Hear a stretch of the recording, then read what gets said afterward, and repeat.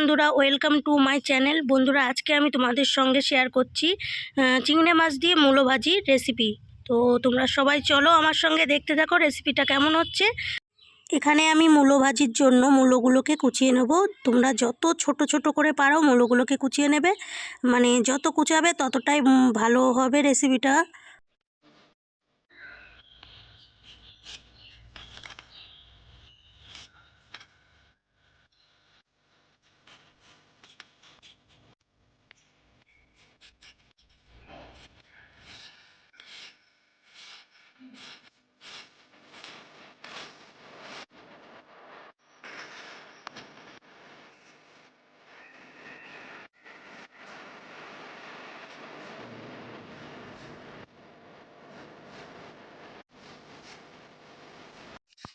দেখে নাও, এরকম করে কুচি কুচি করবে, এর থেকেও কুচি কুচি করলে আরও বেশি ভালো হয়।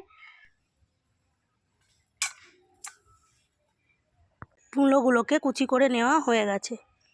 এখানে আমি মূলোর ভাজি করার জন্য প্রথমে আমি মূলোর কুচিগুলোকে সিদ্ধ করে নেব। অল্প পরিমাণে সিদ্ধ করব, পুরোটা সিদ্ধ করলে হবে না, অল্প সিদ্ধ করতে হবে। তার জন্য আমি কড়াইতে পরিমাণ মতন জল দিয়ে নিচ্ছি। আর আমি এই জলের মধ্যে মূলো কুচিগুলোকে দিয়ে নেব।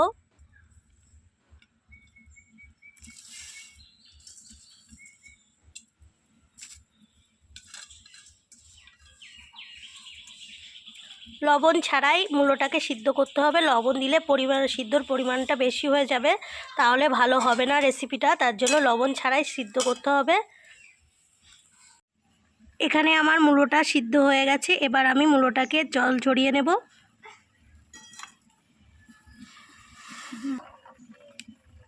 এবার আমি কড়াইতে পরিমাণ মতন সরিষার তেল দিয়ে নিলাম।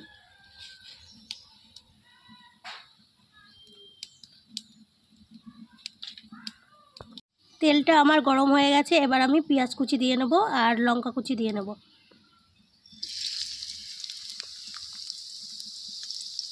পেঁয়াজ আর লঙ্কা কুচিটাকে ভালো করে ভেজে নিতে হবে, লাল লাল করে। এখানে আমার লঙ্কা আর পেঁয়াজকে ভালো করে ভেজে নেওয়া হয়ে গেছে। এবার আমি এর মধ্যে দিয়ে দেবো চিংড়ি মাছগুলোকে।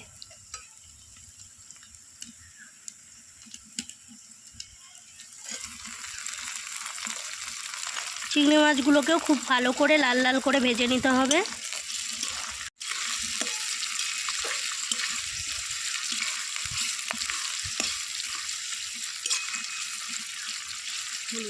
এবার আমি এই মাছের মধ্যে হলুদ গুঁড়ো,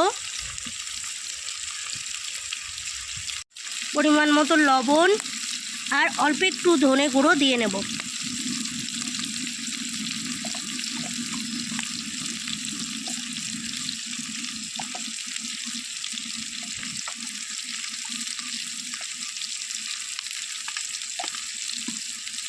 এবার সবগুলো উপকরণকে খুব ভালো করে ভেজে নেব।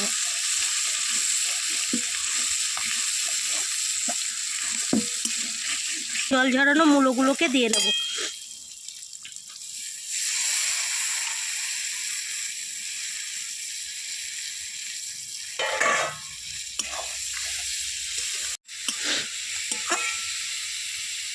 এবার খুব ভালো করে নরম না হওয়া পর্যন্ত ভেজে নেব।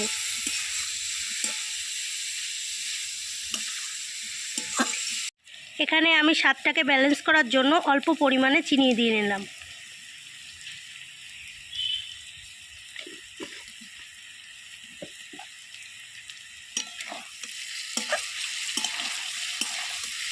এবার আমি এর মধ্যে কিছুটা পরিমাণে ধনেপাতা কুচি দিয়ে নেব।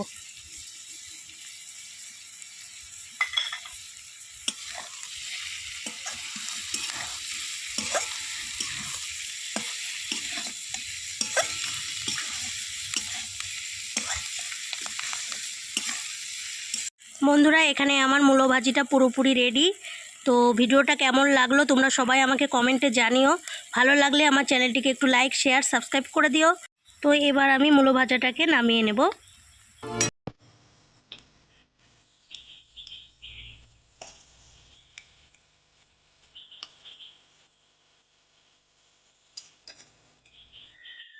বন্ধুরা, এই যে আমার মূলো ভাজির পুরো ফাইনাল লুক। ভিডিওটা কেমন লাগলো তোমরা সবাই আমাকে কমেন্টে জানিও, আর বাড়িতে অবশ্যই তোমরা একটু ট্রাই করে দেখো কেমন লাগে খেতে। তোমরা সবাই ভালো থেকো, সুস্থ থেকো, আবার দেখা হচ্ছে পরের ভিডিওতে। আল্লাহ হাফেজ।